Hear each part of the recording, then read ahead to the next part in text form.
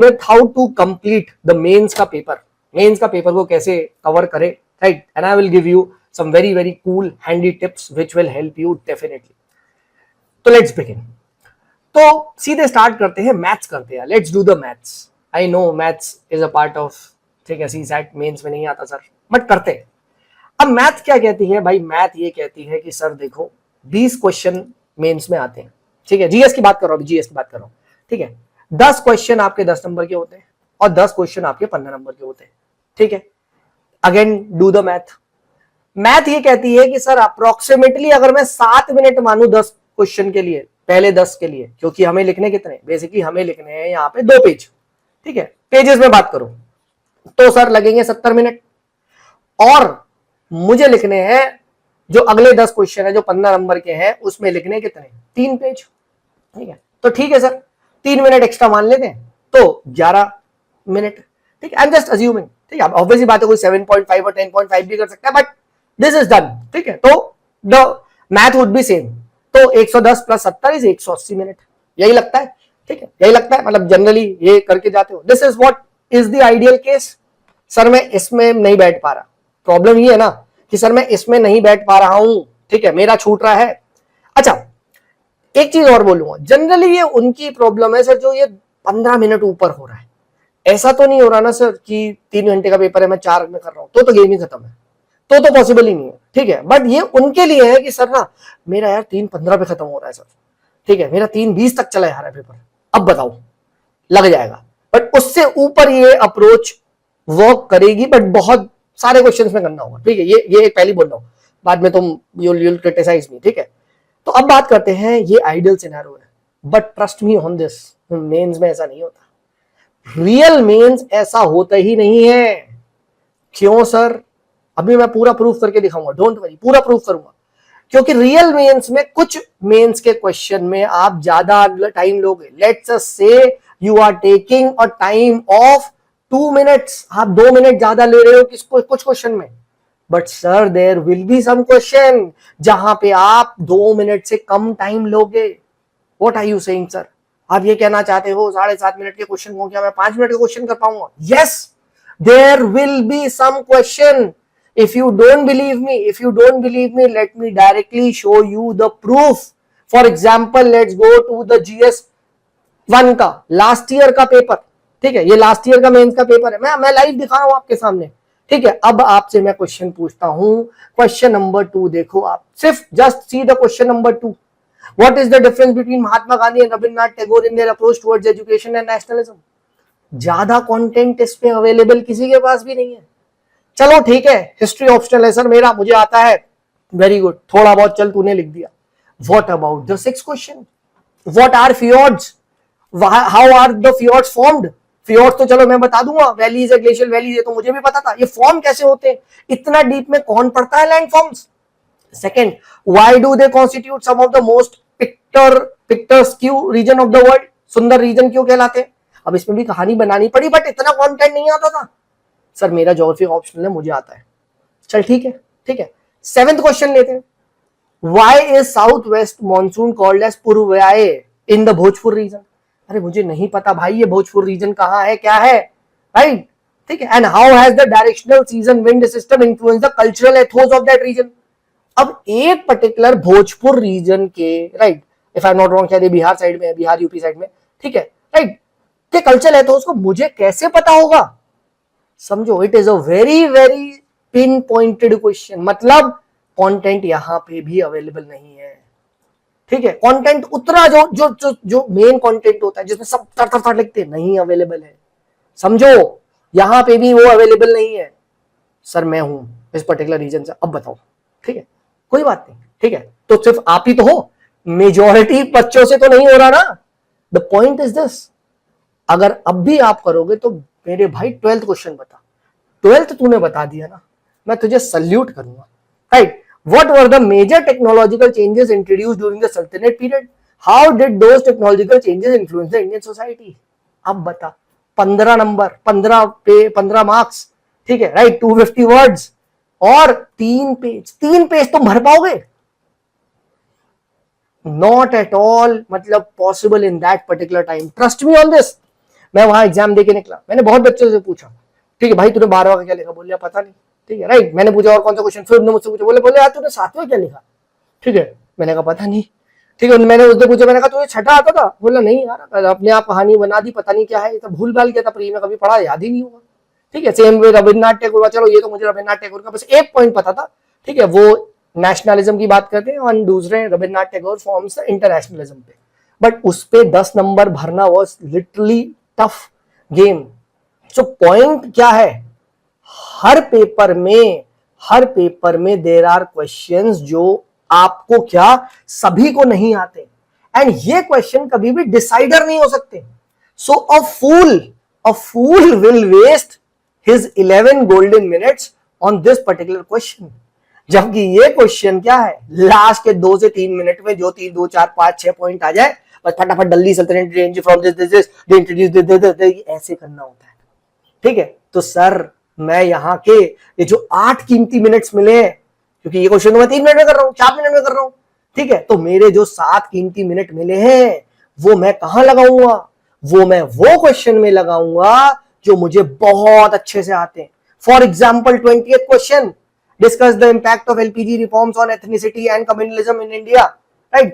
Why is caste identity both fluid and static? मुझे पता है। 18th वाला, does urbanization leads to more segregation or marginalization of poor? अच्छे से आता है, schemes पता है मुझे, right? From being a net importer, food importer in 1960, India has emerged as net food exporter. Provide reason, अच्छे से आता है मुझे ये, right? Why did human development fail to keep pace with economic development?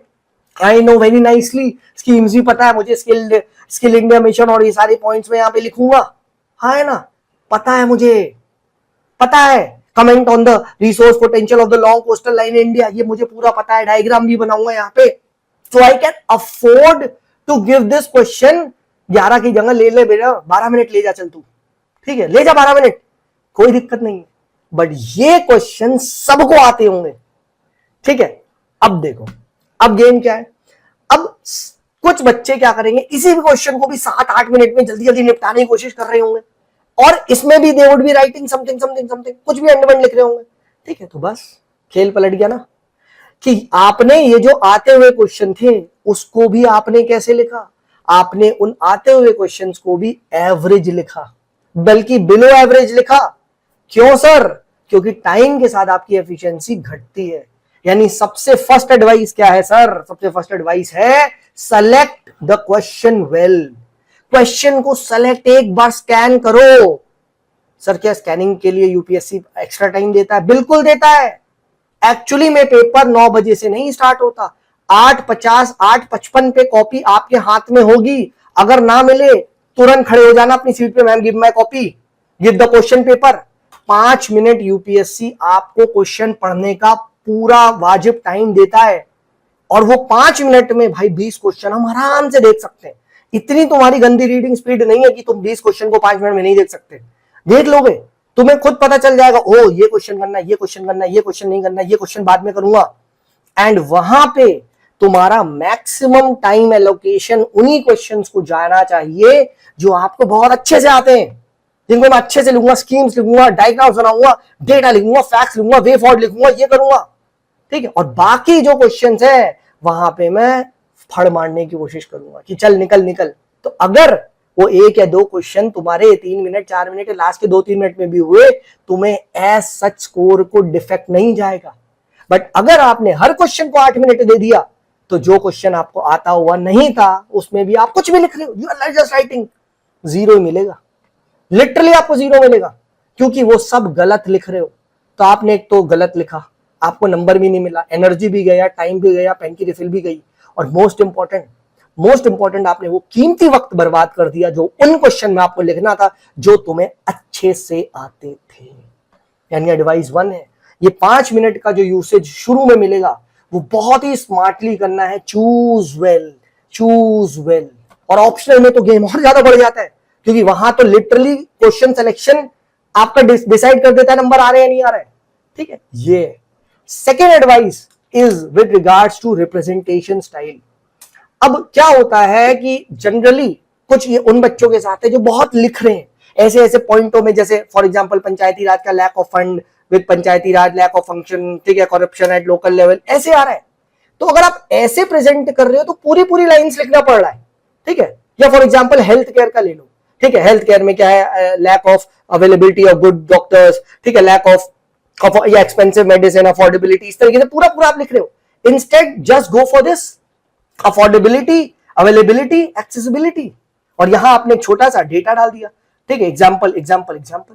देखो पेज भी cover हो गया, प्लस क्या हुआ, 3 या 4-5 कीवर्ड्स में आपने वो जो आंसर है उसको निपटा दिया, राइट। सेम वे देखो यहां चैलेंजेस को इंस्टेड ऑफ राइटिंग ऐसे ऐसे ऐसे, right this this this this, ऐसे कर दो, पेज भी आपका फिल हो गया। एंड सेकंड क्या हुआ, आपको एक सेंस ऑफ कंप्लीशन भी आया और वर्ड्स भी आपने कम लिखे।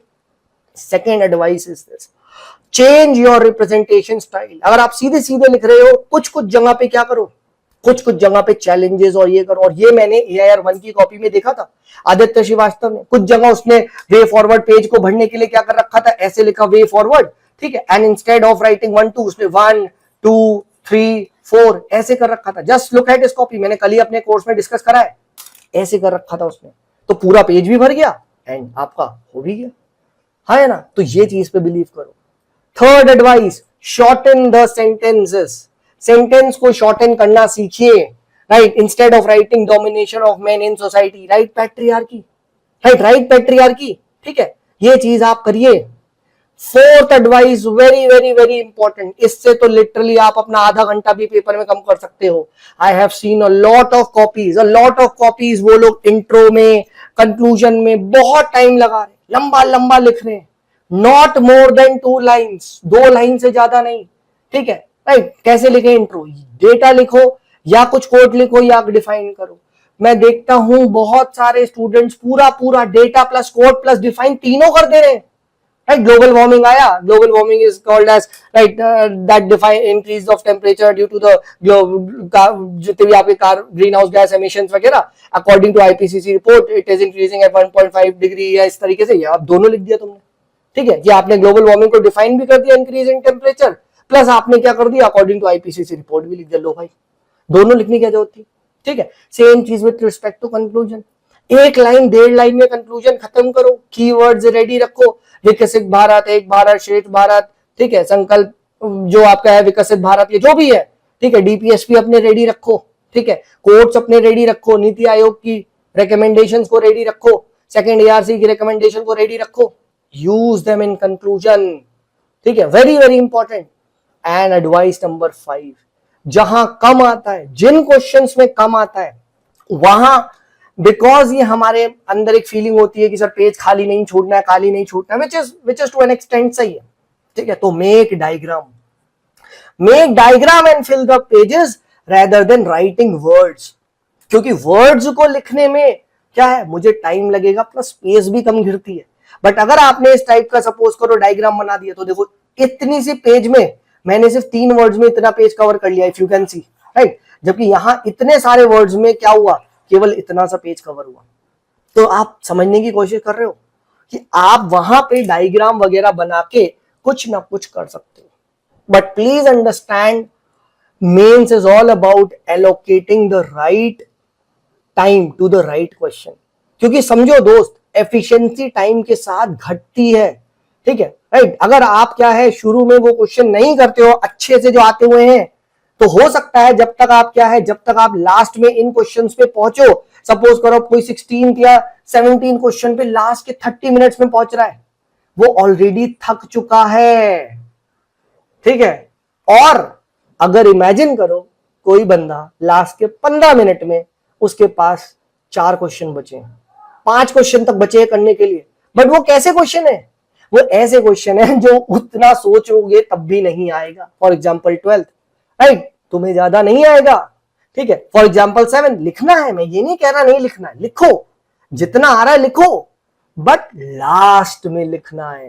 प्लस लास्ट में क्या थोड़ा सा पैनिक होता है, तो कभी कभी ना और अच्छा सा निकल जाता है, तो उन क्वेश्चन में सडनली तुम्हें याद आ जाए।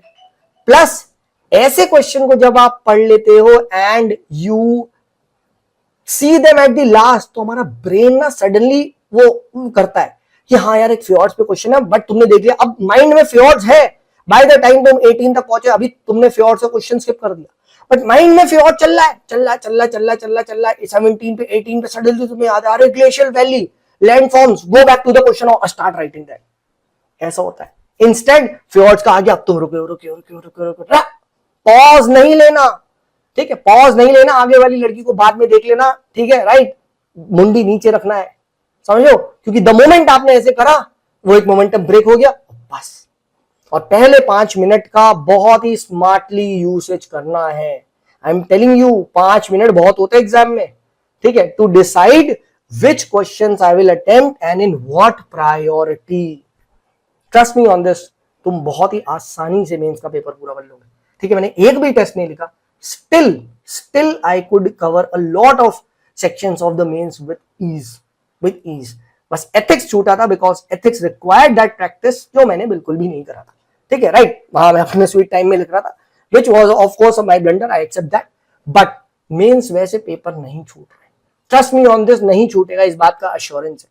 बट अगर फालतू लिखोगे, इररेलेवेंट चीजें लिखोगे, ठीक है, ट्रस्ट मी, और मेन क्वेश्चन को छोड़ के, तब आप यहां पे फंसोगे, ठीक है। So again I will repeat the point, select the questions well, representation style को चेंज करें, ठीक है, राइट, शॉर्टन द सेंटेंस वाली टेक्निक को फॉलो करने की कोशिश करें, इंट्रो कंक्लूजन को एक लाइन से ज्यादा, दो लाइन से ज्यादा ना लिखें, एंड डायग्राम्स का स्ट्रेटेजिक यूज करें to fill the pages rather than writing the words. Don't just draw the diagram जहां पे जरूरत ही नहीं है, बट किसी बेवकूफ मेंटर ने गाइड कर दिया, डायग्राम से नंबर बढ़ जाते हैं। हाँ मेरे भाई, डायग्राम से नंबर बढ़ते हैं, मेरे हिसाब से तो बिल्कुल नहीं बढ़ते। कितने लोग फूल पत्ती बना देंगे, फूल पत्ती पे बन जाएंगे डायग्राम, कैसी बातें कर रहे हो यार तुम, हाँ है ना, ठीक है, वहां फूल पत्ती बना रहे, ये सब नहीं चलता भाई, ठीक है, फूल पत्ती वहां बनानी जा, कुछ नहीं आता, ठीक है। So I hope this was useful, and if it was please do share with your friends. Next मैं मेंस की वीडियो भी बनाऊंगा every 7 days, right, I will make videos, and obviously बात है भाई, हमारा कोर्स आ रहा है, तो जितने भी भाई आपके जूनियर हैं, राइट, उन्हें बताना चाहते हो तो प्लीज बता दो। जीएस मेंस फाउंडेशन कोर्स 20 तारीख से स्टार्ट हो रहा है, जिसका आज शाम तक डिटेल्स आउट हो जाएगा। चलिए, this is me so much signing off, bye bye.